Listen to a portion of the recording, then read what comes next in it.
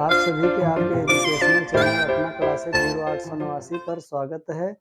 आज हमें इस वीडियो में स्टडी करना प्यूरिफिकेशन ऑफ वाटर के बारे में।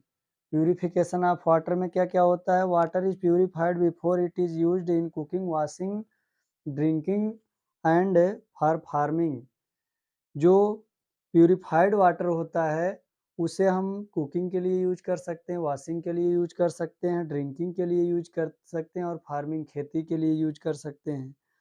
Purification of water involves the following steps है। कितने स्टेप्स में प्यूरिफिकेशन वाटर का किया जाता है? अब इसमें हम पहले प्रोसेस के बारे में देखेंगे बाय बॉइलिंग। बॉइलिंग में क्या होता है? The filtered water can be made germ free by boiling it for 10 to 15 minutes at about 100 degree centigrade and cooling it before use. किसी भी पॉल्यूटेड वाटर को जब हम 10 से 15 मिनट तक गर्म करते हैं 100 डिग्री सेंटीग्रेड पर या इससे भी अबव टेम्परेचर पर, तो उसमें जो भी बैक्टीरियाज रहते हैं, हार्मफुल बैक्टीरियाज रहते हैं, वो जर्म फ्री हो जाता है, जिससे वो प्योर वाटर हो जाता है। सेकेंड प्रोसेस में हम जानते हैं बाय फिल्ट्रेशन। हम क्या कर सकते हैं कि जो पॉल्यूटेड वाटर है किसी भी उसे कपड़े से हम छान सकते हैं, स्क्रीनिंग कर सकते हैं। तो उसमें क्या है? Any suspended impurities in the water form well river or lake can be removed by filtering it through a fine muslin cloths, gravel, sand and charcoal or by using water filters with porcelain candles. अब किसी भी हम well से कोई भी polluted water ले रहे हैं, रिवर से ले रहे हैं, लेक से ले रहे हैं, तो जो भी पॉल्यूटेड वाटर है उसका हम फिल्ट्रेशन किसी भी फाइन मसलिन क्लॉथ से, एकदम सूक्ष्म छिद्र वाले कपड़े से फ़िल्टरिंग कर सकते हैं, जिससे उसमें जो भी ग्रेवल और सैंड और सॉइल इन सब की क्वांटिटी होगी, उन सब का फ़िल्ट्रेशन हो जाएगा, जिससे हम बाय फ़िल्ट्रेशन से प्यूरिफिकेशन वाटर का कर सकते हैं। और थर्ड स्टेप में हम जानते हैं कि by waste water treatment plant. Waste water treatment plant को हम शॉर्ट में कहते हैं WWTP। अब इसमें क्या प्रोसेस होता है? At a city level the treatment of waste water is done on the larger scale. City में इस वाटर ट्रीटमेंट का यूज लार्ज स्केल पर किया जाता है, बड़े पैमाने पर किया जाता है। आगे हम इसमें देख रहे हैं क्या दिया? The entire set of for the purification of water is called. जब इंटायर सेटअप उसमें पूरी व्यवस्था की जाती है वाटर के प्यूरिफिकेशन के लिए, तो उसी को कहा जाता है वेस्ट वाटर ट्रीटमेंट प्लांट कहा जाता है, WWTP कहा जाता है, या उसी को सीवेज प्लांट कहा जाता है। आगे अब ये जो सीवेज प्लांट का ट्रीटमेंट किया जाता है, कितने प्रोसेस में किया जाता है, कितनी स्टेज में किया जाता है, देख सकते हैं आप। फर्स्ट स्टेज में क्या है? इसी को मैकेनिकल प्रोसेस या प्राइमरी ट्रीटमेंट कहा जाता है। जो सेकेंड स्टेज होता है इसको बायोलॉजिकल प्रोसेस या सेकेंडरी ट्रीटमेंट कहा जाता है, और जो थर्ड स्टेज होता है इसे केमिकल प्रोसेस या टर्शियरी ट्रीटमेंट कहा जाता है। अब इसमें हम देखेंगे कि प्राइमरी ट्रीटमेंट में क्या होता है। This is a mechanical process which involves screening and settling of large particles. इसमें मैकेनिकल का यूज किया जाता है, मशीनों का यूज किया जाता है वाटर के फिल्ट्रेशन के लिए। अब इसमें स्क्रीनिंग, छन्नी का यूज किया जाता है। सेटलिंग ऑफ लार्ज पार्टिकल्स, जो लार्ज पार्टिकल्स होते हैं उनको सेटल होने के लिए टाइम दे दिया जाता है या सेटल कर दिया जाता है। इस तरीके से वाटर का प्यूरिफिकेशन किया जाता है। और आगे क्या दिया है? The waste water or sewage is passed through bar screen. अब जो सीवेज होता है जब वो बार स्क्रीन से पहुंचता है या छड़ों द्वारा, छड़ों की छन्नी से पहुंचता है या गुजरता है, here large object such as rags, cans, plastic bags, napkins and sticks are removed. क्योंकि ये बिग शेप्स के होते हैं, लार्ज साइज के होते हैं, बड़े आकार के होते हैं, जिससे बार स्क्रीन पर रिमूव हो जाते हैं, जिससे वाटर का फिल्ट्रेशन हो जाता है। आगे after this the settle down are removed from time to time. और समय पर इनको क्या किया जाता है? रिमूव कर लिया जाता है, निकाल लिया जाता है। The sand and grit are used as land fills. अब ये सैंड और ग्रिट हमें उसमें प्यूरिफिकेशन के प्रोसेस में मिले हैं, उनको लैंड फिल्स में हम यूज कर देते हैं, कहीं पर मृदा भराई में यूज कर देते हैं। आगे हम देख रहे हैं the liquid material is then passed through huge sedimentation tank. अब ये जो लिक्विड मटेरियल हमको मिला है फर्स्ट स्टेज में, अब उसे किसी भी हम सेडिमेंटेशन टैंक से पास करवाते हैं, गुजारते हैं। तो बहुत बड़ा उसमें कोई भी पिट बना होता है, कोई गड्ढा बना होता है, जब उसमें से इम्प्योर वाटर जाता है तो जो उसमें सॉइल पार्टिकल्स होते हैं वो ग्राउंड सरफेस पर बैठ जाते हैं, सेटल हो जाते हैं, जिससे जो ऊपर का पानी होता है वो प्योर बच जाता है और जो नीचे इम्प्योरिटी होती है वो निचली सरफेस पर या ग्राउंड सरफेस पर रुक जाती है। आगे इसमें क्या दिया है, दी सॉलिड वेस्ट से such as faeces settle down at the bottom of tank and are removed with the help of scraper. अब जो नीचे लार्ज पार्टिकल्स के उसमें फीसेज है और सब जाकर बॉटम में टैंक के कलेक्ट हुए हैं, उनको स्क्रैपर की हेल्प से हम रिमूव कर देते हैं, हटा देते हैं। दिस इज स्लज, तो इसी को स्लज कहा जाता है, मल कहा जाता है, कचरा कहा जाता है। This sludge can be used production of biogas, और इस स्लज का यूज बायोगैस में हम कर सकते हैं। Light materials float on the top are known as scum, और उनमें जो लाइट मटेरियल्स होते हैं जिनका वेट लाइट होता है, लो होता है, जिनका भार कम होता है, वो उसकी अपर सरफेस पर फ्लोट करते हैं और तैरते रहते हैं। बाकी light materials float on the top are known as scum.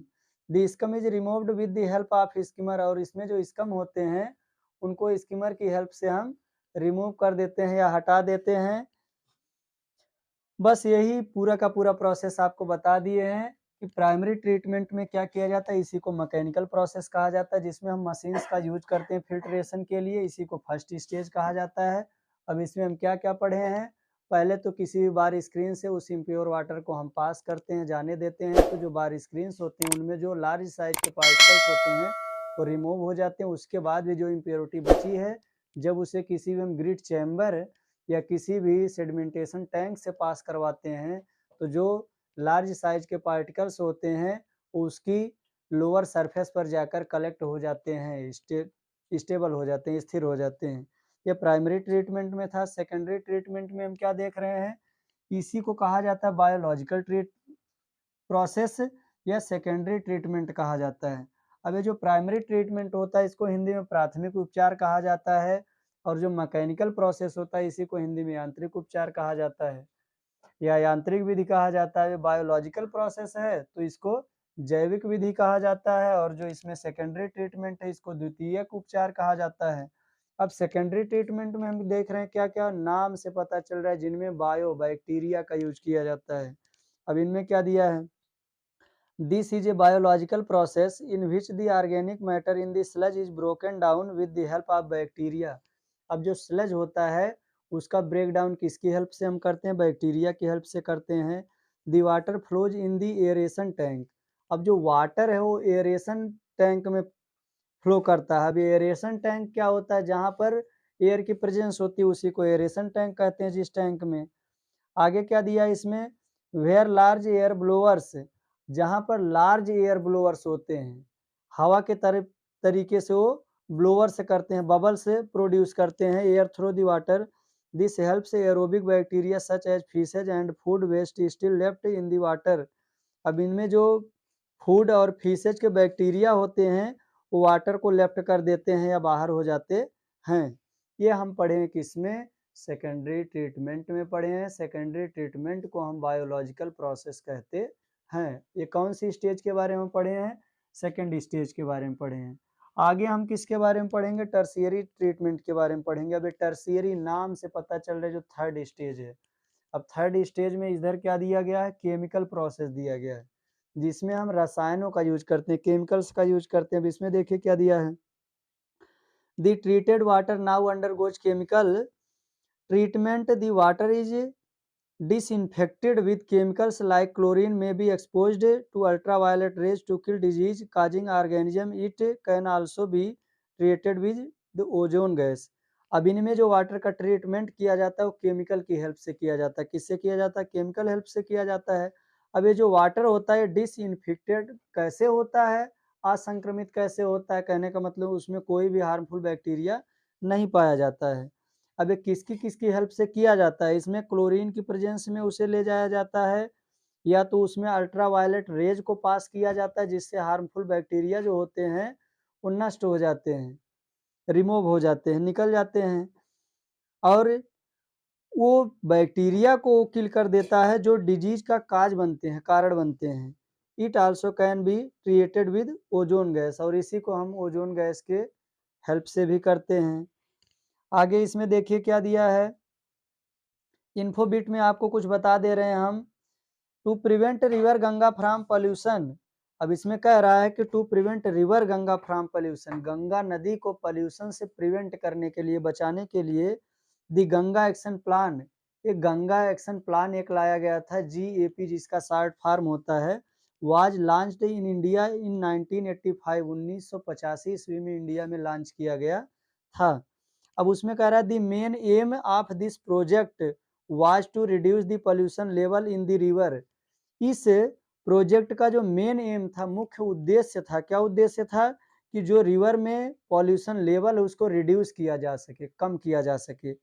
आगे कह रहा है Indian government has launched Namami Gange scheme in year 2014 to purify river Ganga and to prevent it from further pollution. आगे इसमें क्या, इंडियन गवर्नमेंट, भारत सरकार ने हैज लॉन्च्ड, एक लॉन्च किया था, क्या लॉन्च किया था, नमामि गंगे प्रोजेक्ट लॉन्च किया था। कौन सा प्रोजेक्ट लॉन्च किया था, नमामि गंगे प्रोजेक्ट लॉन्च किया था। उस स्कीम को कौन से ईयर में लाया गया, 2014 ईयर में लाया गया, और क्या करने के लिए किया गया था, to purify river Ganga water, वो गंगा रिवर की वाटर को प्यूरिफाई करने के लिए किया गया था, and to prevent it from further pollution, और आगे भी जो पॉल्यूशन के काजेज बनने वाले हैं उनको प्रिवेंट करने के लिए, रोकने के लिए इस प्रोजेक्ट को स्टार्ट किया गया था। आगे इस चैप्टर में हम देखेंगे